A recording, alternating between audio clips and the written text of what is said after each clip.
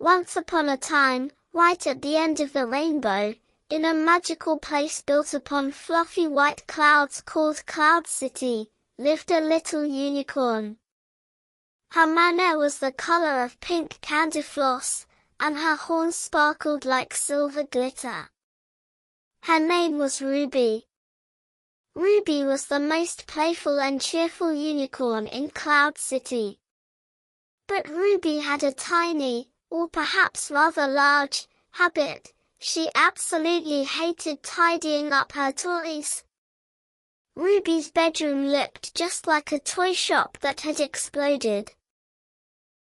Colorful books on the shelves. Shiny blocks in boxes. Soft cuddly toys on the floor. Ruby loved to play, but when it came to tidying up, she always said the same thing, "I'll do it later. I'm too tired right now." Monday, the building blocks. It was the start of the week. Ruby came home from school and immediately tipped her favorite box of Mega Blocks onto the floor. Clatter, crash. She built a gigantic tower. It was so high it nearly touched the ceiling. Then she made a bridge, and then a castle. Her mummy, Lady Stardust, peeked around the door. "Ruby darling, it's tea time. Could you put your blocks back in the box, please? If you step on them in the night, it will hurt your hooves." Ruby shrugged her shoulders. "But Mummy, I want to play with them again tomorrow." "Leave them there, I'll tidy them later." Lady Stardust sighed. "All right, Ruby, but do be careful." Tuesday, dressing up. On Tuesday, Ruby wanted to play princesses. She opened her wardrobe and threw all her costumes out. Whoosh! Shiny cakes, tutus with frills, fairy wings, and tiaras. They all piled up on top of the blocks on the floor. Ruby danced and sang. When evening came, her daddy, Mr. Sky, asked, "Ruby, it's bedtime. Shall we hang these costumes back in the wardrobe?" Ruby yawned. "I'm so sleepy, Daddy. I'll do it later." And so, the costumes stayed there, like a colorful mountain on top of the blocks. Wednesday, the art studio. On Wednesday, Ruby wanted to draw. She spread her crayons, paper, and glitter glue all over the floor. She sat in the tiny gaps between the mountain of costumes and the hills of blocks.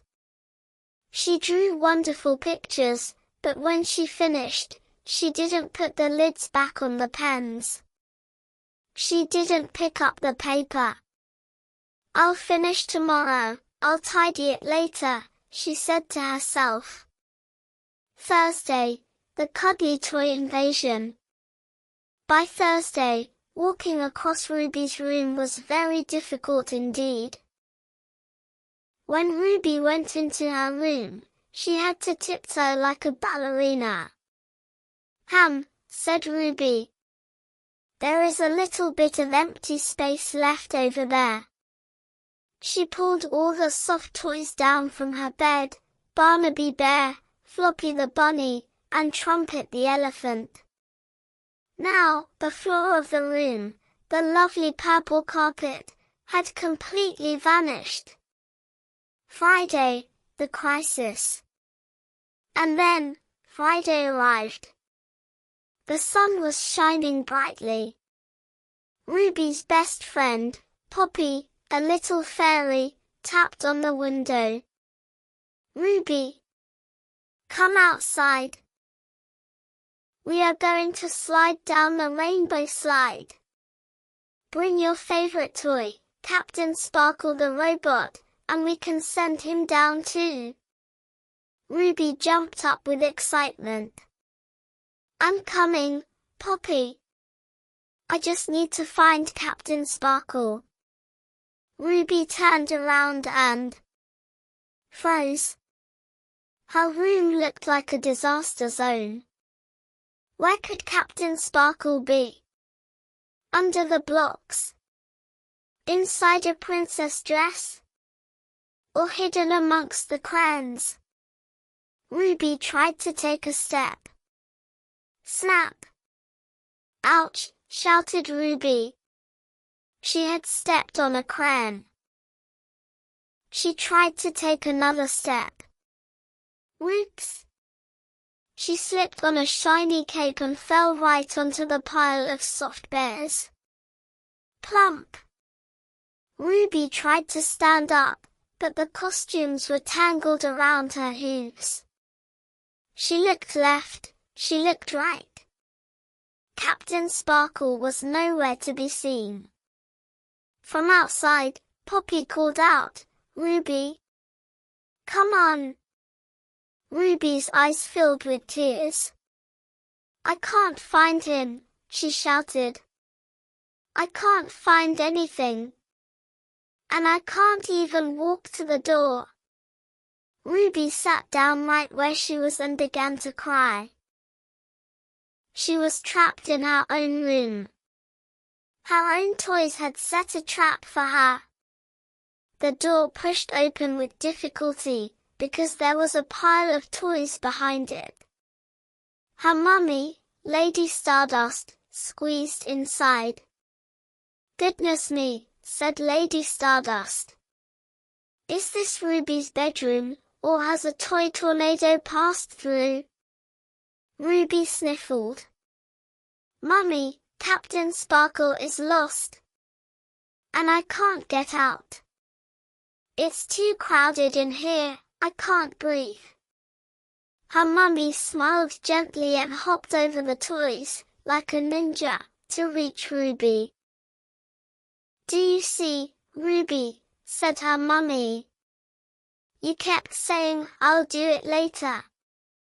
But all those laters piled up and became a giant now. Your room has become tiny. And your toys are unhappy. Look, that poor crayon is broken. Ruby looked at the broken crayon and felt very sad. I only wanted to play. I know, darling, said her mummy. But the best part of playing is being able to find everything in its proper place next time. Come on, let's play again. It's called Operation Rescue. Ruby wiped her tears. How do we play? Operation Rescue. Her mummy brought in 3 big baskets. The hard things basket, for blocks and cars. The soft things basket, for clothes and cuddly toys. The colorful things box, for pens and paper. Now, said her mummy, I will time us. Let's see if we can find the carpet in 10 minutes. Ruby took a deep breath. First, the blocks. Ruby threw the blocks quickly into the hard things basket. Clunk, click, clunk. When the blocks were gone, a corner of the room appeared. Hey, my carpet is purple, I forgot, giggled Ruby. Next, the clothes. Ruby hung the capes on hangers and folded the skirts. She opened the wardrobe door and put everything away. Suddenly, the room felt airy. It was as if the walls had stretched out. Then, the crayons. She sadly put the broken crayon in the rubbish bin, but she put the others back in their box. She stacked the paper neatly. And finally, the cuddly toys. She lined up Barnaby Bear, Floppy, and trumpet on her bed like little soldiers. "You will sleep much better there," she told them. The big surprise. Just as she picked up the last teddy bear from the floor, Ruby saw a sparkle. Right under the bed, stuck inside a coloring book. What do you think it was? Captain Sparkle. "There you are," shouted Ruby, hugging her robot tight. "I am sorry I lost you under the costumes." Ruby looked around. Her room. It looked splendid. There was nothing on the floor. Her carpet was soft and purple. The sunlight streaming through the window was now shining on the clean carpet, not a messy mountain. Ruby opened her arms wide and did a pirouette in the middle of the room. "Mummy, look! I can spin. I can jump. My room is huge." Her mummy kissed her on the forehead. "Yes, Ruby.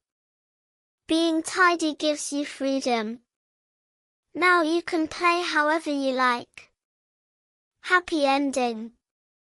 Ruby grabbed Captain Sparkle and galloped outside. Poppy was still waiting for her. "Where were you?" asked Poppy. "I was rescuing my room," said Ruby proudly. "And I am never going to say, I'll do it later, again." That evening when Ruby came home, she played with Captain Sparkle. But as soon as she finished playing, do you know what she did? She put her robot straight back on his shelf, in his special spot. "Good night, Captain Sparkle," she said. "It is lovely to know that tomorrow morning, I will find you exactly where I left you." And Ruby fell fast asleep in her clean, spacious, and fresh-smelling room. In her dreams, she saw her tidy toys smiling and thanking her. The end.